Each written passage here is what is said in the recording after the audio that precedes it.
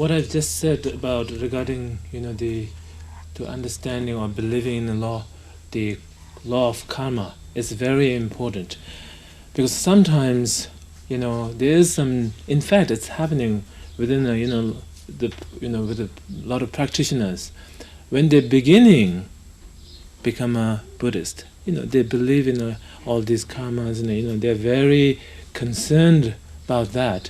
Then after some time, they're involved with some different practice, and and so then after some time they forget these karmic, and then they feel more important what they do practice rather than what they should, really affect, And then even if sometimes when you have face different situations and you are able to do anything, So this is very dangerous, because actually that's why the first teachings of Buddha he taught is Four Noble Truth, So that time is explaining, So when we're talking about view, we are not necessarily talking about emptiness. There are many kinds of view, So right now, the view that I'm talking about is really, practical view, not talking about emptiness, like shunyata, This is after some time, you will understand.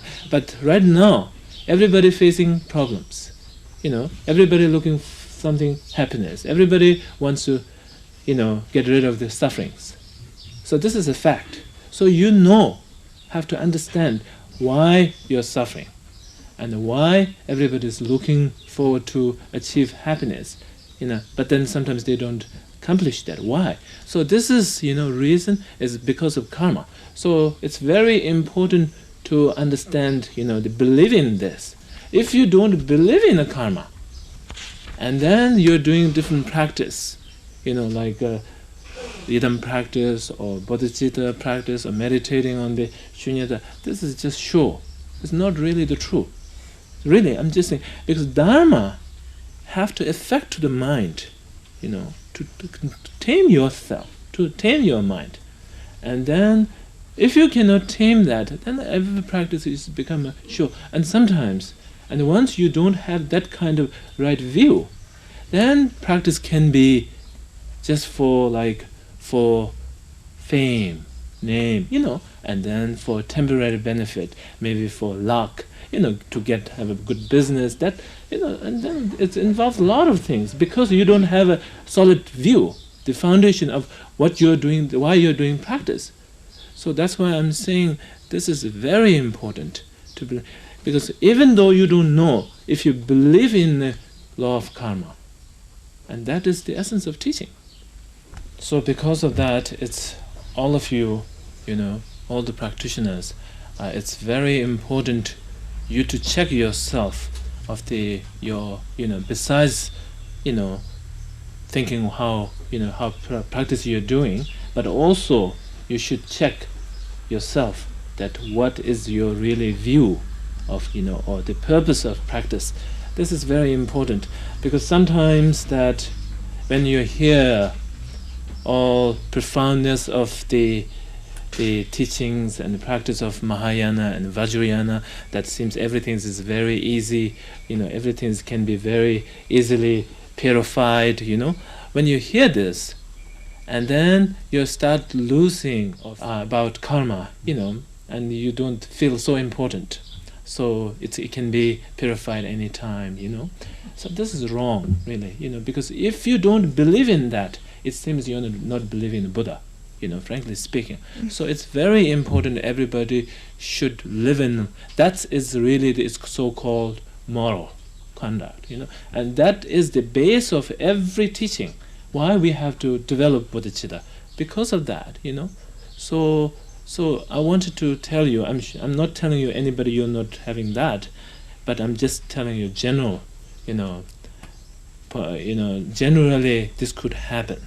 And then once you don't have that, then you start have problems, you don't feel progress of your practice, and also because of that, and then sometimes you lose courage to do the practice because you don't have a solid, the view. So this is very important, you to check, time to time, how you believe, and what is your attitude of, towards your practice, and this is very important.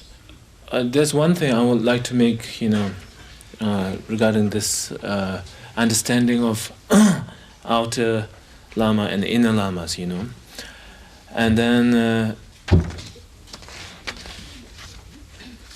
there's sometimes, there's some like this. Some people, when they have, some kind of understanding, inside, and then they think that now I can manage myself, and then they start, they don't, feel like they need any more, guidance or teachers, so that they're forgetting, or they try to have a respect to the, your own, their own teacher. Or some people, they think like when their teacher pass away, then they think, now he's finished, nothing to do more, So this kind of relationship with the guru is not correct. Because actually, when you have a more understanding, I'm sorry to tell you that sometimes even some, who's doing retreat, I'm not telling you any of you who have done 3 years retreat, but some people who have done 3 years retreat, and they must have a respect to their retreat instructor, unless he's not, not qualified. But then I can see some people, after they're coming out of retreat, then they don't have any respect to their retreat instructor. And they think they are equal, same. I've done 3 years retreat, he's done things. They feel that kind of, disrespect feeling. And this is a very clear sign that he hasn't achieved any, understanding inside. As you have a more understanding inside, you should have more devotion. That's the natural, So that's why now when I said, outer inner teacher, I don't mean you have to distinguish, because through you can have an understanding of inner guru by blessing of your, outer guru, which is living teacher and from the lineage, And, like for example, the ordinary way of, the having teacher, like, when you're in school, so then you have a different teachers, every year that you passed different subject, different class, then you have a, new teacher. But that's, they have the quite different relationship to the guru, that what we are talking about here, Because I've noticed a number of people, they ask me that, some their teacher, when they, guru, they pass away, and that they think now, they have to find some new guru. And, which is, maybe it is something to do with the cultural, because they have no background of the reincarnation of, that kind of, so maybe something to do with that. But actually it's not, because your guru is guru for forever. Whether he is living teacher, he's alive or not, but he is guru, And if you have enough, devotion and faith, and that should not be changed by whether he is life or not, and then also, like just now what I've said, sometimes people have a feeling that, way of relating to teacher is sometimes it's like more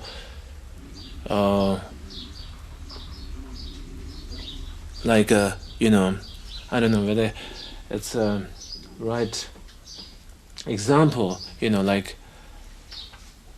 the fashion, that you try to change teacher to teacher, so that you hear new word and new teaching, and then you feel, that makes you more, gives you more inspiration. That, of course, it's very important to have received teachings from, different teachers. That's necessary. But then, guru, having guru is not, you cannot change like that, that you change different clothes, there's different fashion, you cannot change like that. And if you try to do that, that means that your devotion and faith is not really, strong or, tempo. Stable, And so this is very important, Just now, I've said, I'm quite disappointed to see nowadays, a lot of people are doing 3 years retreat center. And then, of course, they are very respect to the high lamas who sit on a high throne and wearing a good robe, and who has a big name and, position. But then they try to treat very ordinary way for the instructors, retreat instructors.